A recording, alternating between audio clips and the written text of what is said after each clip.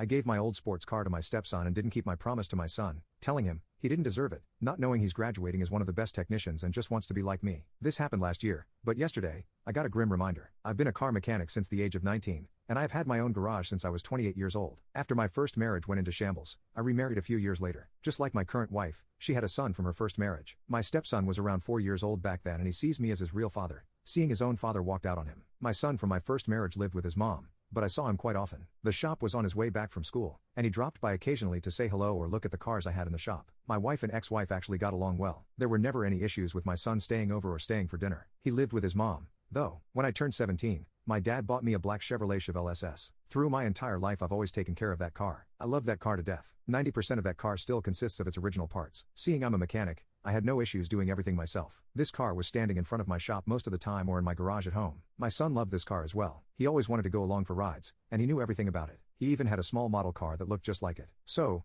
where did it go wrong, you wonder? My ex-wife remarried as well 8 years ago, but they moved a few states away, seeing her new husband got a new and better paid job offer. After that, I spoke to my son mostly on the telephone and saw him maybe once every 4 months for a long weekend or half a week. The phone calls became less frequent, and he said he wanted to focus on his schoolwork. Seeing he was a teen, I couldn't blame him for that. My stepson was already 10 at that time. When my son was 16, he went to university a few states away. I barely had time to speak to him or to see him. My business was doing badly at the time, and my wife had also gotten really sick at the time with E. coli and got kidney failures. It was a tough time keeping everything together, but somehow we made it through all of it, and my wife is doing far better now. Fast forward to April 2019, when my stepson turned 16 that month. My stepson always got on with my son, so he invited him. My son was busy at the time but promised he would show up a few days later. After all that happened, I hadn't seen him for almost 4 years, so I was glad he was coming over. Now here comes the part where I effed up badly. My stepson was a grade A student. Even when times were tough, he managed to get good grades at school and even got into the university where he wanted to study medicine. My wife and I were so proud of him, so I decided to give him my old Chevrolet Chevelle for his 16th birthday. He was pretty amazed by it, and so were his friends. It's a car that still makes an impact to this day. It had an impact on my son as well, one that would cost my relationship with him. I texted him a picture of my stepson with the car on his 16th birthday party, not knowing what would happen next. My son texted me back with, "Is this a joke?" I didn't understand at the time and texted him back with, "No, why?" He called me not a few seconds later, yelling at me to tell him that it was a joke. He told me that I promised him the car when he was 10 years old and that if he did well in school, I would give it to him. The part that made me yell back at him on the phone was when he called me a lousy father who didn't care about his real son. Let me tell you, things were said from both sides that weren't nice from that point onwards. My wife told me to calm down and to talk it out because there was some misunderstanding. I then did the most regrettable thing I've done,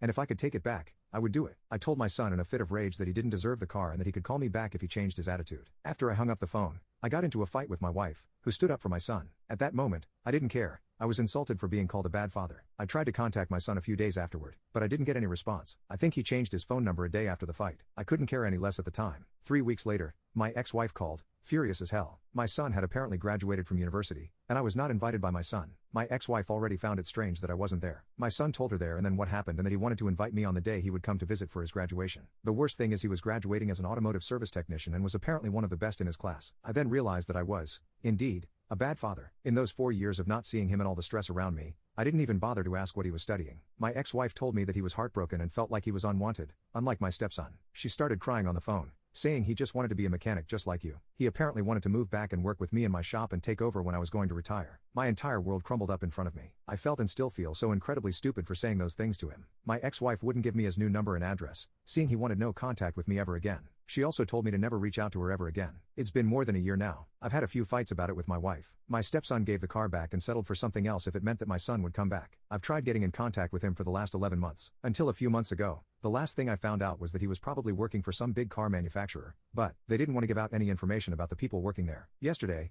I unexpectedly got a package from him. It didn't come with a letter or return address on it, but I knew it was from him. It was a box with his old Chevrolet toy car, an old picture ripped up of him and me on the hood of the car, and a videotape. I watched the videotape. He was probably 7 years old at the time. In the video, I was fixing a car. I cried halfway through it because I then knew why he mailed me the tape. I said to him while he was filming it that if he wanted and kept up his grades, the shop could be his one day, including my Chevy.